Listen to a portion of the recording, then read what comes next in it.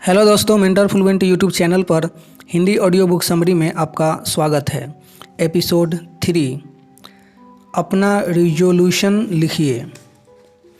अपने होने की एक परिभाषा बना लो। अब आप हैं कौन? सच कहूँ तो अधिकांश लोगों को तो इसको लेकर ही भ्रम रहता है। किसी से भी उसका इंट्रोडक्शन पूछो तो वह कहता है कि मैं डॉक्टर हूँ, यह मेरी जात है तथा यह मेरा देश है, यह मेरा धर्म है और यह मेरा क्लिनिक है। आप भी गौर करना, शायद आप भी अपना ऐसा ही कुछ इंट्रोडक्शन देते होंगे। इसके अलावा का भी आपका कोई इंट्रोडक्शन हो सकता है, शायद इसका आपको अंदाज़ा भी नहीं होगा। और सच कहूँ तो यह भी मनुष्य का अपने आप में एक बहुत बड़ा कमाल है। यह जो आप बता रहे हैं ना, वह आपका दूसरे की दृष्टि से देखा जाने वाला परिचय है। यह सांसारिक कामकाज निपटाने हेतु दिया जाने वाला व्यवहारिक इंट्रोडक्शन है। सो संसार में अपना यह इंट्रोडक्शन दो, इसमें कोई बुराई नहीं। लेकिन फिर भ्रम में पड़कर स्वयं भी अपना यही इंट्रोडक्शन मान बैठो तो यह गड़बड़ है। अधिकांश लोग यह गड़बड़ कर रहे हैं और इसलिए वे ऊपरी जीवन जीने को मजबूर हैं। यहाँ बहुत कम लोग हैं जो गहरे से जी रहे हैं। अब जब आप गहरे से जी ही नहीं रहे हैं तो कुछ परिणामकारी कर कैसे पाएंगे? और अधिकांश लोग कुछ परिणामकारी नहीं ही कर पा रहे हैं। ऑफिस का काम हो या परिवार के साथ समय बिताना हो, सब ऊपरा ऊपरी चल रहा है। सब बेमन से कर रहे हैं। अब जब सब बेमन से कर रहे हैं तो जीने का मज़ा ही क्या बचा? सो यदि आप मन से कार्य करना चाहते हो व दिल खोल कर जीना चाहते हो तो अपने लिए अपनी एक परिभाषा बना लो। संसार की परिभाषा संसार के लिए रहने दो, क्योंकि आपकी वर्तमान परिभाषा आपके अहंकार की परिभाषा है, आपकी नहीं। आप अपने अहंकार से बहुत ऊंची व गहरी चीज़ हैं। आपकी वर्तमान परिभाषा यह नहीं बताती कि आप क्या हैं, वह यह बताती है कि आपके पास यह डिग्री है, आपका यह धर्म है, आपकी यह पूंजी है, वगैरह वगैरह। लेकिन आप कौन हैं, इस बाबत यह परिभाषा चुप हो जाती है। और आप अहंकार नहीं, मन है। आप कर्ता नहीं, क्रिया हैं। और यह गहरी बात है, लेकिन समझना जरूरी है। अतः स्पष्ट समझ लो कि क्रिया आपका ज़्यादा गहरा अस्तित्व है, कर्ता आपका बड़ा ऊपरी अस्तित्व है और ऊपरी जीने में कुछ मज़ा नहीं है। अतः अपनी एक नई परिभाषा बना लो। अपने पूरे व्यक्तित्व को एक क्रिया में परिवर्तित कर लो। डिग्री, धर्म, जात, घर, गाड़ी, यह सब जमाने के लिए छोड़ दो। आप तो क्रियाओं के आधार पर अपनी एक नई परिभाषा गढ़ लो। उस हेतु निम्नानुसार सोच विचार कर अपने स्वयं के जीवन बाबत एक सूची बनाओ और उसमें आपके वर्तमान कार्य, रिश्ते, शौक वगैरह सम्मिलित कर लो। एक साइड विषय लिखिए, दूसरे साइड सूची। इसमें आपके वर्तमान कार्य क्या हैं, इसमें आप अपने वे सारे कार्य लिखिए जो आप अक्सर करते रहते हैं। फिर आपके वर्तमान प्रेम पूर्ण रिश्ते कौन कौन हैं, इसमें उन तमाम रिश्तों, व्यक्तियों के नाम लिखें जिन पर दिल से अटैच्ड हैं। आपके शौक कौन कौन से हैं, उनको लिखिए। इसमें वे सारे पसंद के कार्य लिखिए जिन्हें करने में आपको मज़ा आता है। आपकी अन्य प्रायोरिटी क्या है, इसमें उन तमाम बातों का समावेश कर लीजिए जिन्हें आप न कार्यों की सूची में डाल सकते हैं और न शौक में। और आपके कर्तव्य क्या हैं, उन्हें लिखिए। इसमें आप अपनी वे तमाम जवाबदारियां लिखें जिन्हें आप करना जरूरी समझ रहे हों। चार्ट मैंने दे दिया है, आप बड़े ध्यान से इसे भर लें। आप इसे अपने वर्तमान मन व जीवन के आधार पर ही भरें। यूँ भी वर्तमान ही आपका जीवन है, भविष्य भी आएगा तो वर्तमान से ही। सो बस अब इस चार्ट को आधार बनाकर आप अपने मन के अनुसार अपनी एक परिभाषा बना लो। उदाहरण के तौर पर समझाऊं तो लिखें, मैं सर्जरी करने की एक क्रिया हूँ। सर्जरी ही मेरा जीवन है तथा यह मेरी प्रमुख आनंद भी है। इसके साथ ही मैं अपने व अपने परिवार की खुशी में लगा हुआ एक मन हूँ, जो कि मौका मिलने पर चेस खेलने, मूवी देखने तथा खाने पीने के भी आनंद लेता रहता है। मैं अपने स्वास्थ्य तथा अपनी खुशी की रक्षा में लगा हुआ मन हूँ। मैं अपने परिवार की प्रगति चाहने वाला एक ऐसा दिल हूँ जो दिन रात उसके इर्द गिर्द धड़कता रहता है। यह मैंने अपनी परिभाषा खुद बनाने का एक उदाहरण दिया। आप अपनी यह परिभाषा थोड़ी विस्तार से बनाइए, जिसमें कि आपकी सारी क्रियाएं शामिल हो जाए तथा परिभाषा भी क्रिया के रूप में ही बनाएं। मेरी परिभाषा जो भी है उन्हें लिखिए। चलो, आप कहेंगे कि परिभाषा तो बना ली, पर इसका फ़ायदा क्या? लो, आपको हाथों हाथ कोई फ़ायदा नज़र नहीं आया? आया ही होगा। इतने बेहोश तो आप नहीं ही हैं। मेरे द्वारा क्रिया की परिभाषा में बनवाई गई यह एक छोटी सी परिभाषा आप पर तथा आपके जीवन पर एक बहुत गहरा प्रभाव छोड़ेगी। सबसे पहले तो यह कि इससे आप अपने को पूरा और तहे दिल से पहचान लेंगे। साथ ही इससे आप अपने वर्तमान जीवन को भी अच्छे से समझ लेंगे और इसका सबसे बड़ा फ़ायदा यह होगा कि इससे आपका अहंकार तत्काल कमज़ोर पड़ जाएगा, क्योंकि आगे से आप अपनी अहंकारी परिभाषा दुनियादारी तक ही सीमित रखेंगे। इससे आपका मन हल्का हो जाएगा। ऐसा लगेगा कि सिर से एक बड़ा बोझ कम हुआ, जिसके चलते आप ज़्यादा से ज़्यादा नेचुरली जीना शुरू कर देंगे। और सबसे बड़ी बात तो यह है कि चूँकि आपने अपने को एक क्रिया मान लिया है, इसलिए हर काम पर मन से तथा दिल लगा कर करने लगेंगे।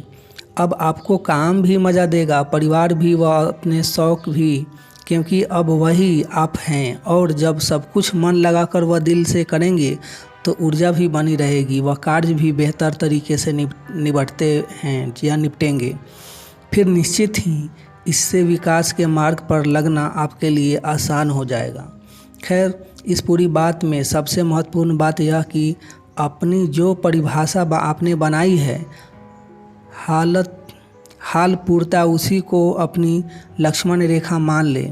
यानी हो सके वहाँ तक जहाँ ज़्यादा से ज़्यादा समय इसी के इर्द गिर्द बिताने की कोशिश करें, क्योंकि जब यही आप हैं तो धीरे धीरे कर इतनी क्रियाएं आपसे हंसते गाते निपटनी शुरू हो जाएंगी।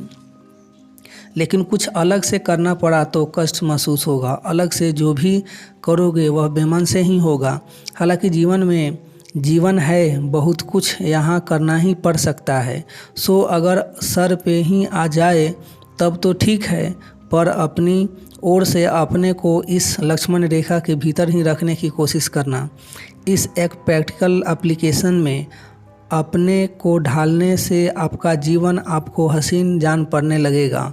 जीवन बोझ है, यह ख्याल कमज़ोर हो जाएगा, आपकी थकान भी छू हो जाएगी तथा सबसे बड़ी बात यह कि अपने वर्तमान मन व जीवन को लेकर आपको क्लैरिटी भी आ जाएगी। प्लानिंग मौत की करो।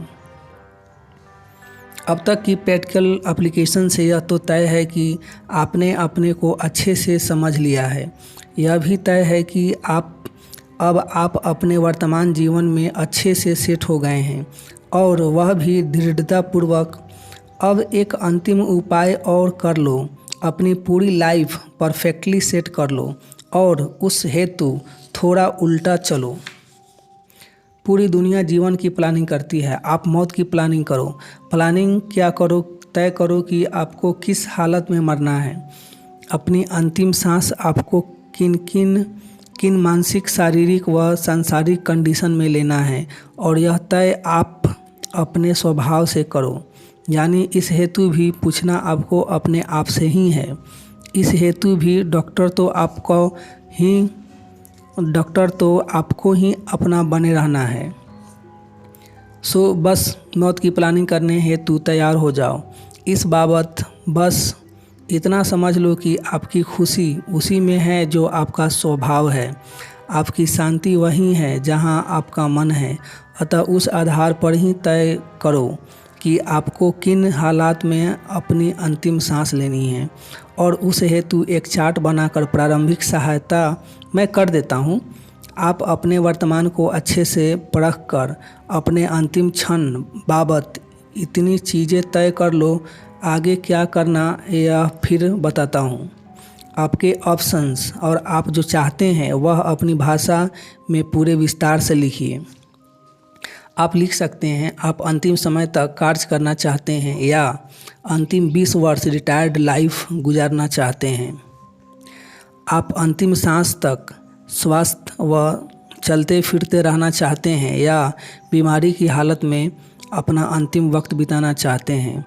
आप लिख सकते हैं आप अंतिम समय तक किन किन लोगों में मधुर संबंध या मधुर रिश्ते चाहते हैं। आप ये भी लिख सकते हैं आप क्या जाने व समझे बगैर मरना नहीं चाहते। आप क्या क्या किए बगैर मरना नहीं चाहते। ये सब आप लिस्ट बना सकते हैं, लिख सकते हैं। बस उपरोक्त 5 चीज़ों के बाबत आप तय कर लो, और एक बार तय कर लो फिर उस अनुसार वर्तमान लाइफ सेट भी कर लो। आप अपने जीवन के राजा थे, राजा हैं और रहेंगे। आपको यहाँ वहाँ मांगते फिरने की या बेकार की जगहों पर आश्रय खोजने की ज़रूरत ही नहीं है। आप अपनी मर्जी से अपनी लाइफ जियो व अपनी इच्छानुसार मृत्यु के पल गुजारो। आप अपनी इस महासत्ता का उपयोग करो, इसी में आपकी शान है। अब रहा सवाल अंतिम समय बाबत तय करके पूरे जीवन को कैसे सेट करना है, तो यह मैं आपको बताता हूँ। 1. अंतिम 20 वर्ष रिटायर्ड लाइफ गुजारना चाहते हैं। मानो आप अपने अंतिम 20 वर्ष एक शांतिपूर्ण रिटायर्ड लाइफ गुजारना चाहते हैं, तो उस हेतु आप 2 काम अभी से प्रारंभ कर दो। 1. आज वर्तमान में दिल लगाकर कार्य करो, तमाम प्रकार की काम चोरी व आलस से बचो। 2. भविष्य के 20 वर्ष हेतु नियमित बचत करो। यह आप ही की चॉइस है, आप ही के हाथ में है और आपको ही तय करना है। 2. अंतिम समय तक स्वस्थ रहना चाहते हैं। यदि आप अंतिम समय तक स्वस्थ रहना चाहते हैं तो फिर रोज़ कम से कम 30 मिनट व्यायाम करें, भोजन अपनी शारीरिक रचना के अनुसार ग्रहण करें और नींद पूरी करें। हालांकि यह शरीर एक शरारती इंस्ट्रूमेंट है, इसलिए कई बार यह सब कुछ सही करने वालों के जीवन में भी उपद्रव मचा देता है, तो कई बार यह सब कुछ गलत कर रहे को भी हमेशा के लिए बख्श देता है। अब यह तो जीवन की वह लीला है जो किसी के हाथ में नहीं है। फिर भी अच्छी नींद व नियमित व्यायाम से आप एक सही दिशा तो पकड़ ही लेंगे। 3. अंतिम समय इन लोगों से बेहतर रिश्ते चाहते हैं। यह भी आपको ही तय करना है कि आप किन किन लोगों से अंतिम समय तक प्रेम पूर्ण व मधुर रिश्ते चाहते हैं, और यह आपको अपने दिल से तय करना है। निश्चित ही जो आपके निकट हैं उनसे संबंध बिगाड़ना तो आप नहीं ही चाहेंगे, जैसे पति पत्नी, माता पिता, बच्चे, मित्र वगैरह वगैरह, तो कोई बात नहीं। आप तय कर लो कि किन किन लोगों से आप अंतिम समय तक हसीन रिश्ते चाहते हैं। बस तो फिर उन लोगों से लंबे विवाद में कभी मत उलझो और छोटी मोटी बातों पे लेट गो करने की आदत डाल लो, फिर आपके इन लोगों से रिश्ते कभी नहीं बिगड़ेंगे। लो, हो गए ना रिश्ते भी सेट। 4. यह जानना व समझना चाहते हैं। अब हर कोई अपने जीते जी बहुत कुछ जानना व समझना चाहता है, तो यहाँ वहाँ समय व्यर्थ गंवाना बंद क्यों नहीं कर देते हो। चुपचाप जो भी जानना समझना चाहते हैं उस हेतु समय क्यों नहीं देते हैं। निश्चित ही कोई DNA जीन्स के बारे में जानना चाहता है, तो कोई चांद तारों के बाबत समझना चाहता है, कोई स्पिरिचुअलिटी समझना चाहता है, तो कोई साइकोलॉजी, तो कोई इंतज़ार किस बात का। जब भी समय मिले उसमें भीड़ जाओ। अंतिम समय इस पछतावे में गुजारो ही मत कि यह नहीं कर पाए। तय आपको करना है कि क्या अंतिम समय ऐसे दर्द में जीना चाहते हो। अगर नहीं तो फिर अभी से कुछ अभी से कुछ कुछ समय इस हेतु निकालना शुरू कर दो। 5. यह करना चाहते हैं। हर किसी को 2-4 शौक होते ही हैं। इसमें खेलने से लेकर खाने तक का सब कुछ आ गया। इसमें पेंटिंग से लेकर गिटार बजाने तक का सभी सब कुछ आ ही गया। सो जब मौका मिले अपने वे शौक पूरे करो। इस बाबत चूको ही मत। जीवन इतना लंबा नहीं है कि आपको अनंत तक मौका मिलता रहेगा। कुल मिलाकर यह नहीं कर पाएँ और वह नहीं कर पाएँ जैसे भावों के साथ अंतिम समय ना ही बिताओ तो अच्छा है। आगे आप समझदार ही हैं ही और इशारे मैं कर ही चुका हूँ। उपरोक्त कुल बातों का वातारण इतना समझो कि आप अपने जीवन के राजा हैं। कुदरत ने आपको यह सम्मान दिया है तो फिर राजा की तरह जीते व राजा की तरह मरते क्यों नहीं हो। राजा यानी अब उसने जो जैसा चाहा वैसा कर लिया तो आपको भी कौन रोक रहा है। कोई नहीं, बस अपने आप को पहचानो, मृत्यु के समय की प्लानिंग करो और एक राजा की तरह मौत की शरण में जाओ, जहां कह सको कि जो चाहा कर लिया, जो चाहा पा लिया, वह जैसा चाहा वैसा जी लिया। बस परम संतोष के इसी भाव में अंतिम समय गुजारने की प्लानिंग कर लो। सच कहूँ तो अपना अंतिम समय ऐसे परम संतोष के भाव में गुजार लेता है, उसी का जीवन सफल कहा जाता है। सफलता की बाकी बातों को आप ऊपरी ही समझो। उम्मीद है कि आप मौत की परफेक्ट प्लानिंग कर अपना पूरा जीवन सेट कर लेंगे। इसका सबसे बड़ा फ़ायदा तो यह होगा कि आप यहाँ वहाँ के जो 1000 बेकार के काम करते हैं उसे धीरे धीरे बंद कर देंगे। अपने मन के मुताबिक एक टारगेटेड जीवन जीना शुरू कर देंगे और यही करना चाहिए। मृत्यु के समय किसी बात की अतृप्ति रह ही नहीं जानी चाहिए। सो जीवन के हर पहलू बाबत आप अपने डॉक्टर स्वयं बनकर अपनी मृत्यु सेट कर लो। जिसकी मृत्यु सेट उसका जीवन भी सेट। बस तो फिर तय कर लो कि कुदरत ने राजा बना के भेजा था, सो राजा की ही ज़िंदगी जिएंगे व राजा की ही मौत मरेंगे। जीवन बनाना है तो अपना शास्त्र खुद लिखे। मनुष्य के जीवन बनाने हेतु हजारों शास्त्र व लाखों विचार युगों से उपलब्ध हैं। अधिकांश लोग गहरे से इसका मनन भी करते हैं, परंतु सवाल यह कि उनके जीवन बन क्यों नहीं रहे हैं। उत्तर एक ही है कि दूसरे के बनाए शास्त्रों से अपना जीवन नहीं बन सकता, क्योंकि हर शास्त्र लिखने वाले की मानसिकता भी उसके विचारों पर हावी रहती ही है। ऐसे में आज उससे सर्वथा भिन्न मानसिकता वाला व्यक्ति कैसे तालमेल बिठा सकता है, और वह भी बिल्कुल भिन्न समय, संजोग व परिस्थिति वाले वातावरण में तो नहीं ही बैठा सकता। लेकिन फिर भी बेहोशी ऐसी छाई है कि जिसे देखो वह दूसरों के लिखे शास्त्रों का बोझ उठा रहा है। और सच कहूँ तो इसी चक्कर में अधिकांशों का अपना जीवन एक बोझ हो चुका है। ऐसा नहीं है कि इतिहास में ज्ञानी नहीं हुए हैं, ज्ञानी हुए हैं और उन्होंने भी सबको अपना डॉक्टर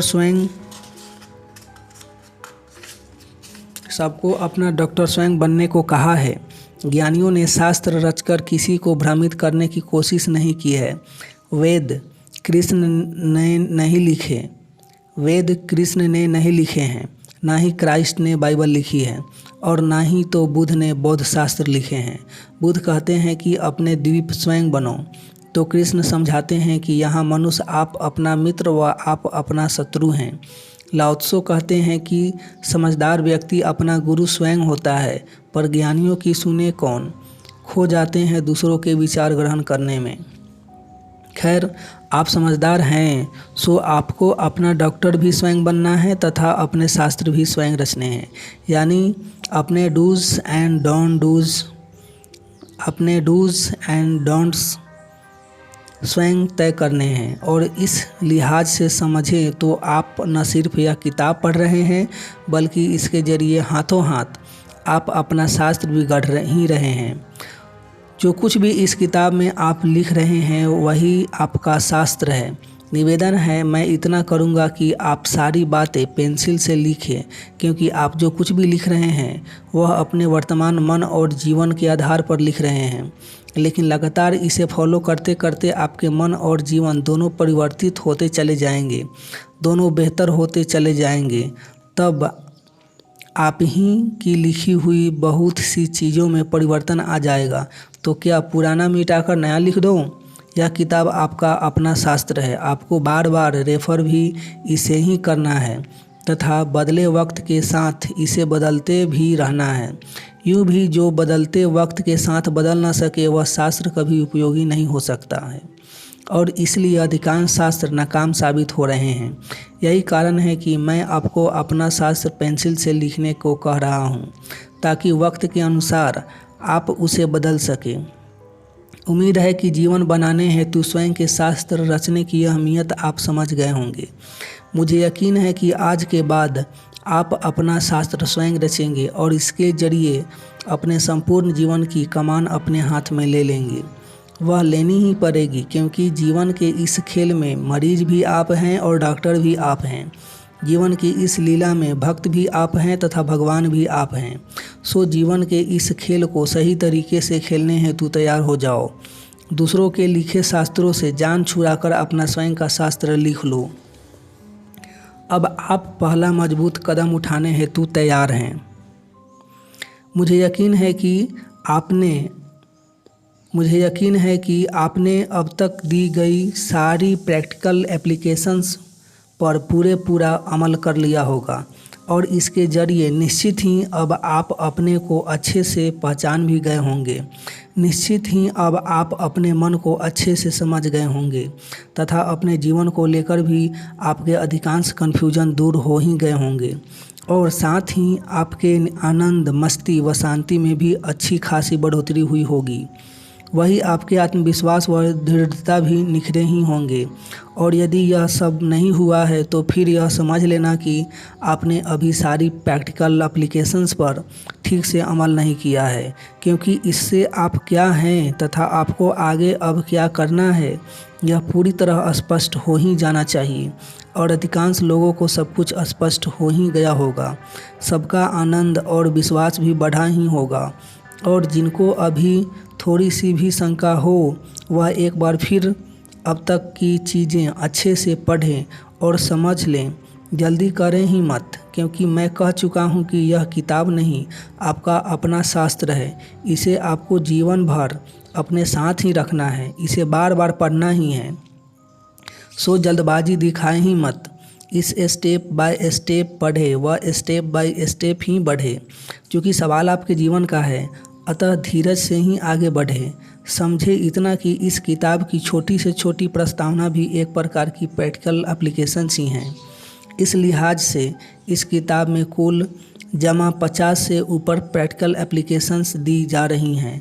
अतः इन्हें एक एक कर धीरजपूर्वक ग्रहण करना जरूरी है। खैर, अभी तो उम्मीद करता हूँ कि सभी ने अब तक का सफ़र समझदारी पूर्वक तय कर ही लिया होगा। मुझे यकीन है कि आपने अपने डॉक्टर बनकर अपनी सर्जरी अच्छे से ही कर ही ली होगी। सो अब आप जीवन की रेस में एक मजबूत घोड़े के रूप में दौड़ने हेतु पूरी तरह से तैयार हैं। आपने अपने डॉक्टर बनकर तथा अपनी सर्जरी करके इतना बड़ा युद्ध जीत लिया है कि आपको कल्पना भी नहीं है। हाँ, अपने निखरे हुए व्यक्तित्व से आपको इस बात का एहसास अवश्य हो रहा होगा। तो बस अब आप अपने इस बदले हुए स्वरूप के साथ पूरे जोश से जीवन की दौड़ के में नए सिरे से कूद पड़िए। अब आप कंफ्यूज नहीं हैं। अब आपकी आगे की राह एकदम सीधी व साफ है, और अब तो आपके नए जीवन हेतु प्रकृति की तमाम शुभकामनाएं भी आपके साथ हैं। आप तो बस बिना भ्रमित हुए तथा बिना विचलित हुए बढ़ते चले जाएं। पर हाँ, एक बात और, आगे मैं आपको चंद day to day practical application और बताऊंगा। बस नया जीवन जीते जीते ही उन पर गौर करें तथा जल्द से जल्द उन्हें ग्रहण करने की कोशिश करें। सब की सब बिल्कुल आसान भी हैं व सरल भी, न समझना मुश्किल और न अमल में रखना मुश्किल। न समझना मुश्किल और न अमल में रखना मुश्किल, और एक बार इन्हें भी आपने अपना लिया फिर तो पूछो ही मत।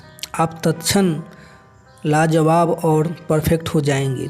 फिर तो आपके कदम तेज़ी से ही सही दिशा में बढ़ने लगेंगे। ध्यान इतना रखना कि मैं तो सिर्फ इशारे करूँगा, सर्जरी तो आपको ही अपनी करनी है, और वह भी परफेक्शन के साथ। तय यह है कि इस सफल सर्जरी के बाद आपका रुआब और रुतबा दोनों अपने चरम पर पहुंच जाएंगे। निवेदन इतना ही है कि ध्यान से, प्रेम से व शांति से पढ़ना तथा आराम से ग्रहण करना। बाकी का सब कुछ आपका बदलता हुआ व्यक्तित्व स्वयं कर लेगा। सो उम्मीद करता हूँ कि आप अपनी आगे की सर्जरी हेतु पूरी तरह से तैयार हैं। अपने डूज एंड डोंट्स खुद तय करो। सारी शिक्षाएं क्या हैं डूज एंड डोंट्स की, फिर वो समाज द्वारा दी जा रही हो या धर्मों द्वारा, फिर वो परिवार वाले दे रहे हों या बुद्धिमान लोग। बात तो घूम फिर कर यह करो तथा यह न करो की ही है, और करो या मत करो की कोई 10-20 बातें तो बाज़ार में घूम नहीं रही हैं। सारे डूज एंड डोंट्स की सूची बना ले तो यह संख्या लाखों तक पहुंच जाएगी। ऐसे में सारी बातों को जानना और समझना ही असंभव है। शायद जानने हेतु ही 50 जन्म लिए और 50 जन्म चाहिए, और फिर सारी करो और मत करो की बातें एक दूसरे को काटने वाली हैं। जो बात किसी एक के करो की सूची में है, वही बात किसी दूसरे के न करो की सूची में है। ऐसे में करो क्या और फिर कौन सही व कौन गलत, इसका तो कोई अंदाज़ा लगाया ही नहीं जा सकता है। सवाल यह है कि अब ऐसे में करे क्या। ज़्यादा कुछ नहीं, अपने गुरु स्वयं बन जाओ। किसी के भी डूज और डोंट्स सुनो ही मत, आवश्यकता ही नहीं है। जीवन पल पल बदल रही परिस्थितियों का नाम है। अतः अंत में तो यह यहाँ काम अपना स्वयं का सेंस ही आता है। इसलिए आज के बाद 2 ही तरह की शिक्षाओं को ग्रहण करो, एक जो आपकी समझ शक्ति बढ़ाती हो तथा दूसरी जो आपको अपना गुरु स्वयं बनना सिखाती हो। जीवन बनाना चाहते हो तो बाकी के तमाम डूज और डोंट्स की शिक्षाओं का कम से कम अंधा अनुसरण करना तो बंद ही कर दो। अपने आप से एक ही बात कहो कि यह करो तथा मत करो। ज्ञान देने वाले के भी 2 हाथ हो तथा 2 पाँव थे, और मेरे भी।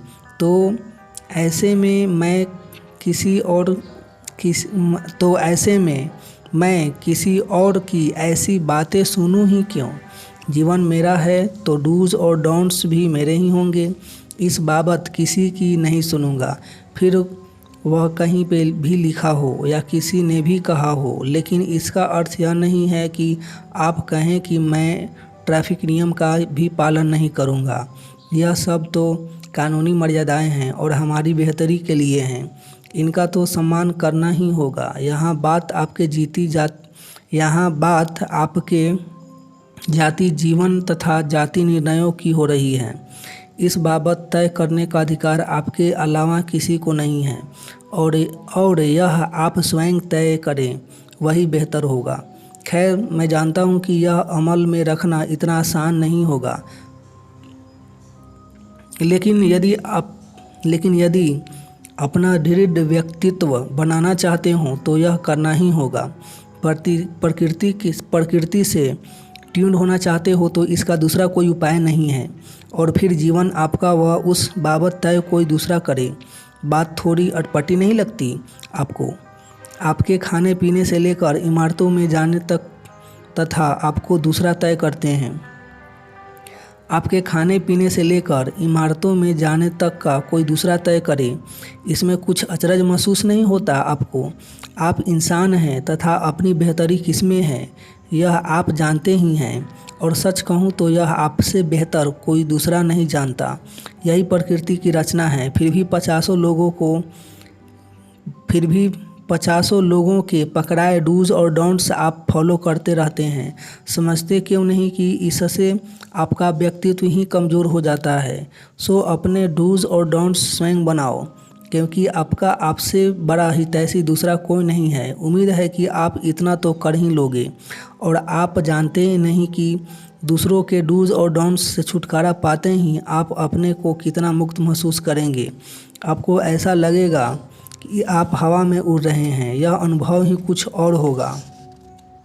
गुलामी की इन बेतुकी जंजीरों को तोड़ते ही आपका व्यक्तित्व कई गुना प्रभावशाली हो जाएगा और आप यह सब आसानी से कर पाएंगे। इस हेतु थोड़ी सहायता मैं आपकी कर देता हूँ। आप तो बस नीचे दिए चार्ट को भर लो।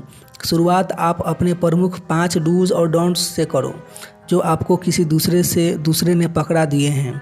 एक बार इनको त्याग दो तो बाकी के तो आप वैसे ही त्याग दोगे, क्योंकि एक बार जिसे मुक्ति का चस्का लग जाए वह हर प्रकार की गुलामी से छुटकारा पाने में वैसे ही लग जाता है। सो बस निम्नलिखित चार्ट समझदारी पूर्वक भरो। जल्दबाजी किसी बात की मत करो। आराम से भरो तथा पर्याप्त वक्त लेकर भरो, क्योंकि गुलामी पुरानी है तथा हो सकता है कि अब तक उसने डर का स्वरूप भी ले लिया हो। लेकिन शुरुआत करोगे, दृढ़ता दिखाओगे तो छुटकारा भी पा ही लोगे। खैर, अब चार्ट पे कंसंट्रेट करो। दूसरों के बताए डूज और डोंट्स जिन्हें आप फॉलो कर रहे हैं उस बाबत विस्तार से लिखिए। जैसे दूसरों के बाबत डूज क्या हैं, 1, 2, 3, 4, 5, 6 लिखिए। दूसरे साइड में लिखिए दूसरों के बाबत बताए डॉन डूज क्या हैं जिन्हें आप फॉलो करते हैं। ये सभी लिखिए, 1, 2, 3, 4 करके लिखिए। उपरोक्त लिखे डूज और डोंट्स बाबत निम्नलिखित सवालों के जवाब पे टिक मार के हाँ या ना में उनके उत्तर लिखिए और डूज और डोंट्स से छुटकारा पाते ही अंतिम बॉक्स में क्रॉस लगा दीजिए। जैसे 1 में, क्या ये आपको अपनी स्वतंत्रता पे हमले नहीं लगते? अगर लगते हैं, हाँ, नहीं लगते या छुटकारा पा लिया है, उस पर टिक लगाइए। तीनों ऑप्शन में किसी पर एक पर टिक लगा सकते हैं। क्या आप इन्हें हमेशा पूरा फॉलो करते हैं? हाँ तो टिक लगाइए, नहीं तो टिक लगाइए, छुटकारा पा लिया है तो टिक लगाइए। क्या आप इन्हें त्यागने में डरते हैं? अगर हाँ डरते हैं तो हाँ पे टिक लगाइए, अगर नहीं डरते हैं तो नहीं पे टिक लगाइए, छुटकारा पा लिया है तो उस पर टिक लगाइए। क्या पूरी दुनिया इन्हें फॉलो कर रही है? अगर हाँ तो टिक लगाइए, नहीं कर रही है तो टिक लगाइए, अगर छुटकारा पा लिया है तो उस पर टिक लगाइए। क्या जो इन्हें फॉलो नहीं कर रहे हैं वे बर्बाद हो गए हैं? अगर हाँ तो टिक लगाइए, नहीं है तो टिक लगाइए, या छुटकारा पा लिया है तो उस पर टिक लगाइए। अब आपने वे 5 प्रमुख डूज और डोंट्स भर दिए हैं जो आपको दूसरों के द्वारा पकड़ाए गए हैं। साथ ही दूसरे चार्ट में उन सारे डूज और डोंट्स का अच्छे से अवलोकन भी कर लिया ही है। इससे आपकी समझ में आ ही गया होगा कि ये सब आपकी परम स्वतंत्रता पे हमला है, तथा साथ ही यह भी समझ गए होंगे कि यह सब आपके डर के ही घोतक हैं। इनसे अकारण के अनजाने डर पैदा होते हैं।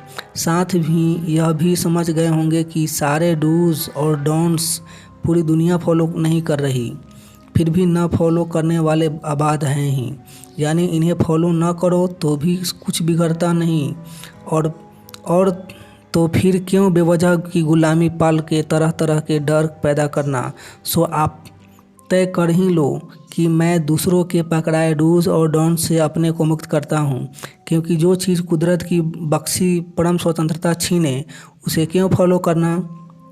और फिर जब उससे मौके बेमौके किनारा कर ही लेते हैं तो फिर उससे हमेशा के लिए छुटकारा क्यों न पाले। बस कुछ भी करके अपने को समझाकर इन बेकार के डूज और डोंट्स से छुटकारा पालो, और छुटकारा पाते ही दूसरे चार्ट के अंतिम बॉक्स में क्रॉस लगा दो। दूसरों के पकड़ाए सारे डूज और डोंट्स से छुटकारा पाने का बड़ा साइकोलॉजिकल महत्व है। यह न सिर्फ आपको स्वतंत्रता देगा बल्कि यह आप में निर्णय करने की क्षमता भी बढ़ाएगा, तथा साथ ही इन सब से छुटकारा पाते ही आपका व्यक्तित्व भी निखर जाएगा। बस यह छोटा सा संघर्ष अपने से कर लो और उस पर विजय पा लो। एक बार इस संघर्ष में जीत गए तो फिर जीवन के हर संघर्ष से जीतते चले जाओगे। सो बस उम्मीद करता हूँ कि आप तय कर ही लेंगे कि मैं इन बेकार की गुलामियों को त्यागता हूँ और इस हेतु अपनी ही भाषा में एक दृढ़ रिजोल्यूशन भी पास कर लो। यह अपने हाथ से लिखने का बड़ा महत्व है। जब आप अपने लिए कुछ लिखते हैं तो फिर उस बाबत दृढ़ भी हो जाते हैं।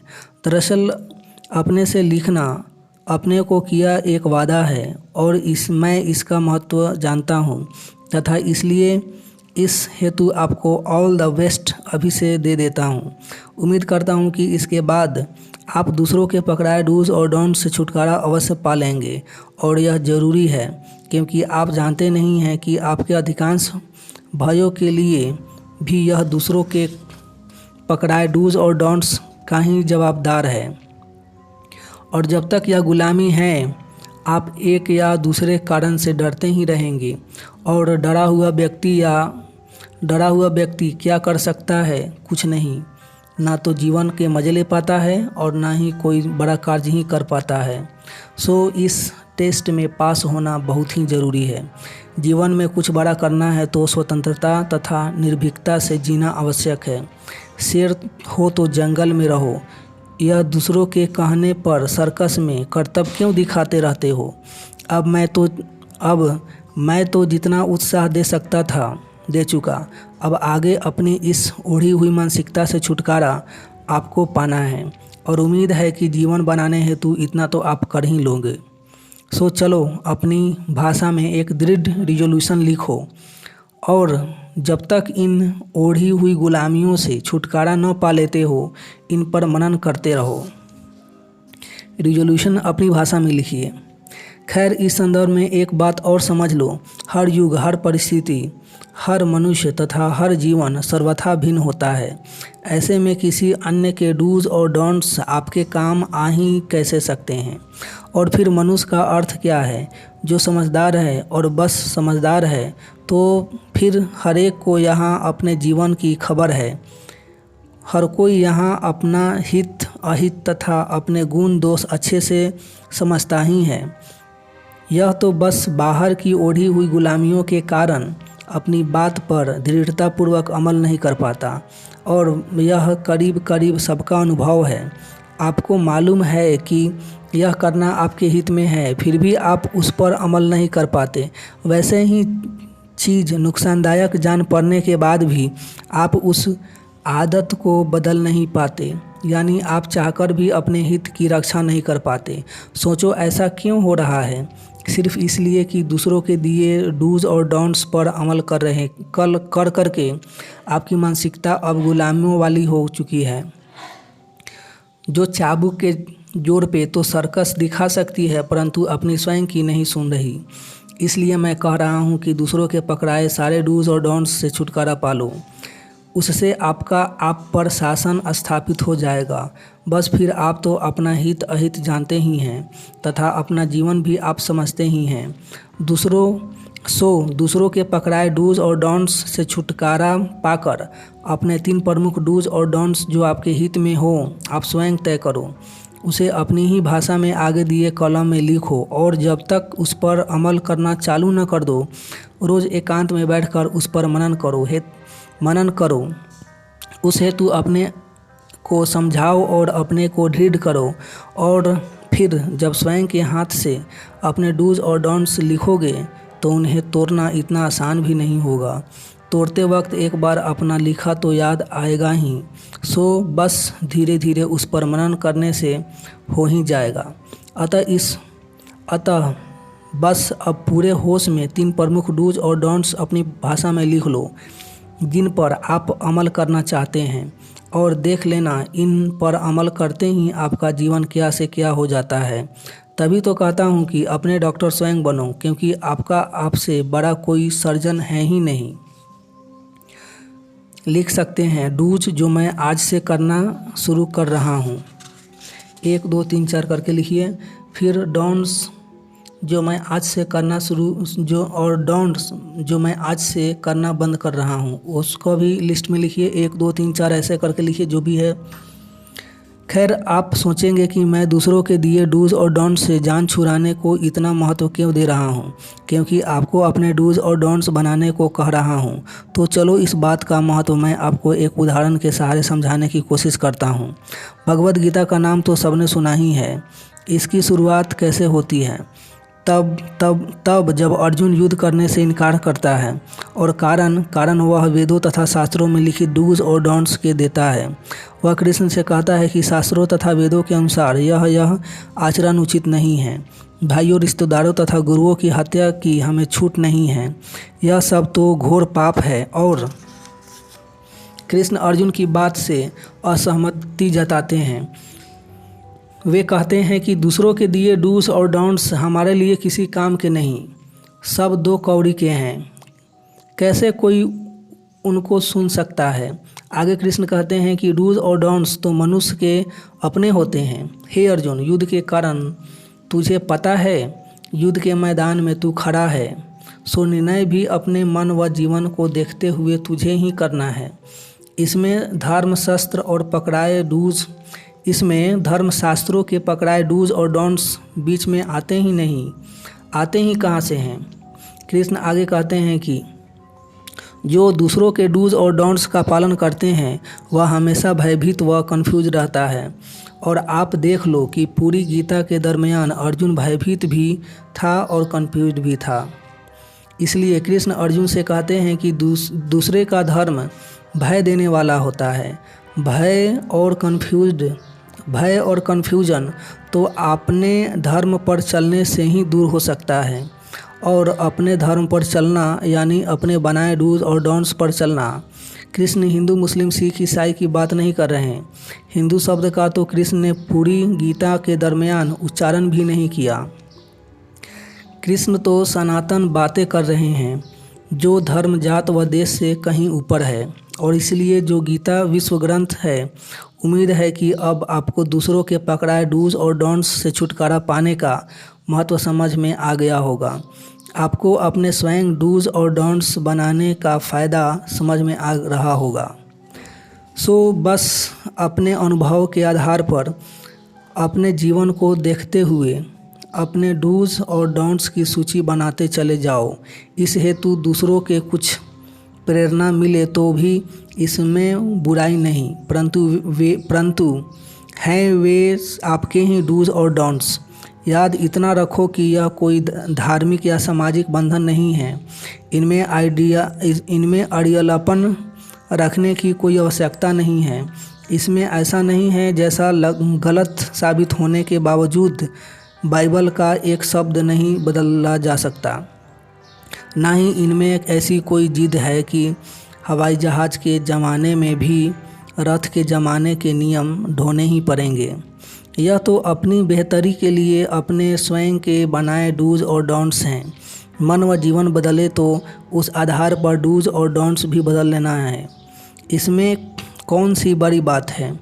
तभी तो इस किताब में सब कुछ आपको पेंसिल से लिखने को कह रहा हूँ, ताकि बदलते समय के अनुसार आप हर चीज़ मिटाकर नहीं लिख सके। और जिन बातों का लिखना व मिटाना हमारे हाथ में हो, वे ही गुणकारी और वही हमारा अपना शास्त्र है, जिसे लिखना भी हमें है, अमल भी हमें करना है तथा जिसे समय के अनुसार बदलना भी हमें ही है। उस हेतु न डर पालना है और न कन्फ्यूजन। सो आपको 3 डूज और डोंट्स लिखने का कॉलम दिया ही हुआ है। बस आप अपने 3 प्रमुख डूज और डोंट्स उसमें भर लो और हर हफ्ते उन पर गौर करते रहो। जीवन बदले या प्राथमिकता बदले तो मिटाकर नए लिख लो। यह आप ही का रचा शास्त्र है। हर हफ्ते उसका आकलन करते रहो और फिर उस अनुसार चलते रहो। देखो इतना कि इस एक मजबूत कदम को उठाने से जीवन क्या से क्या हो जाता है। ठीक है, तो अब दृढ़ संकल्प लेकर उस पर अमल कर ही दो। एक बार इतना आप कर लो, फिर आगे मैं और भी महत्वपूर्ण डूज और डोंट्स बनाने हेतु आपकी सहायता करता हूँ।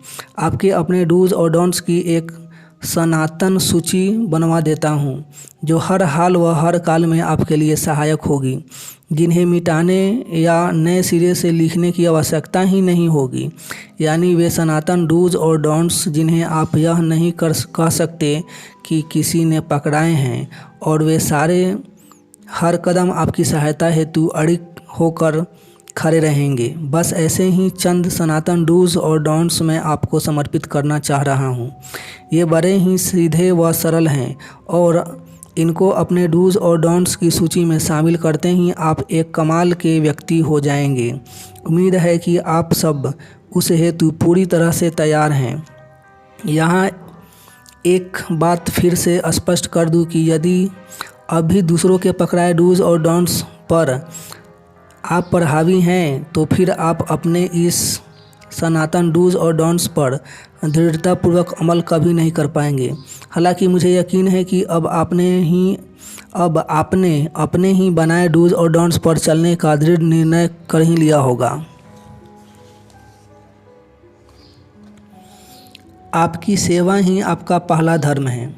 जीवन एक अवसर है तथा जीने का यह अवसर आपको प्रकृति की ओर से मिला है, और जब यह अवसर मिला है तो जी ही लो। और जीना किसे कहते हैं?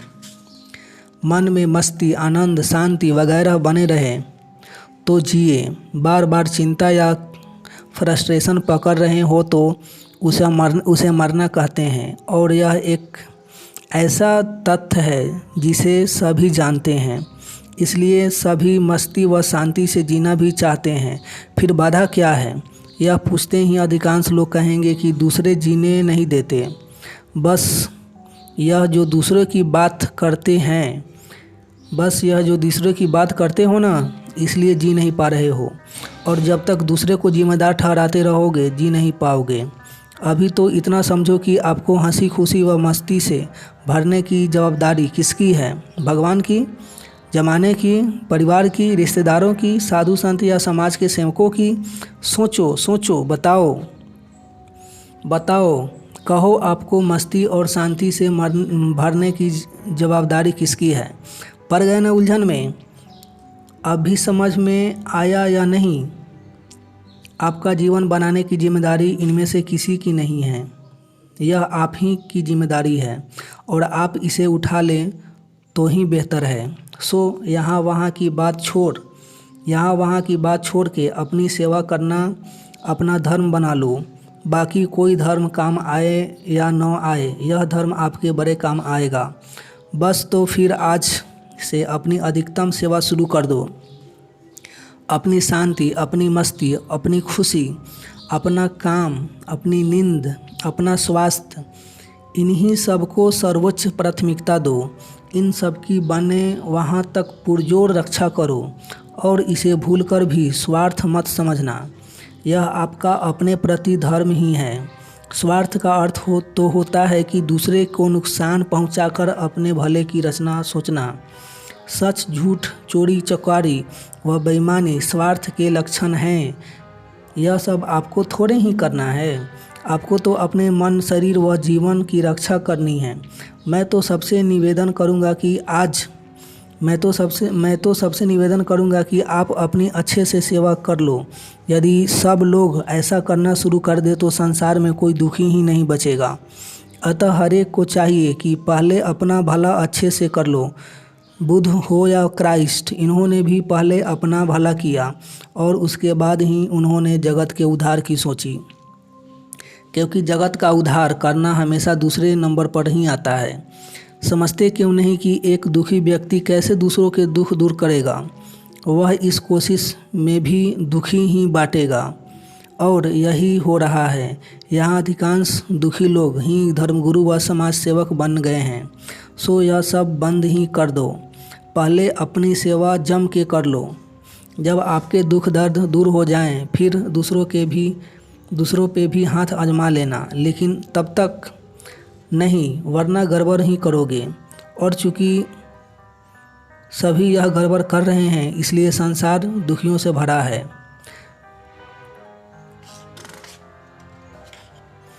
खैर, अब अपनी सेवा का अर्थ भी समझ लो। मिलेंगे नेक्स्ट एपिसोड में। तब तक के लिए अपना ढेर सारा ख्याल रखिए, अपने लाइफ को एंजॉय कीजिए। आपका बहुत बहुत धन्यवाद।